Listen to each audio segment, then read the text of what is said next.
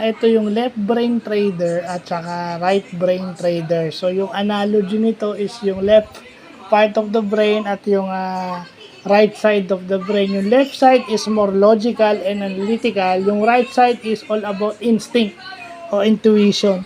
So yung left brain trader, ito yung to summarize it all, ito yung sumusunod sa rules. Very analytical. Kumbaga, evidence based. May numero, yun ang tinitignan niya. So lagay na lang natin sa ganun. Kasi hindi naman talaga tayo trader. Disclaimer again, vlog lang, di ba?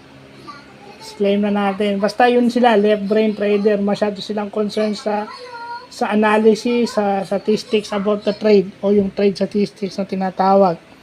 Yung right brain, yung right brain trader naman, yun yung intuition. Kumbaga tinitignan nyo buo. Kasi yung left brain trader, tinitignan nyo yung part by part. Ito buo.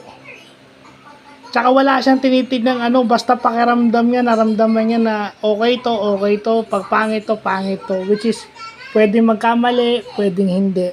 Diba? Kumbaga ito yung sumusugal parate. So, yun lang po.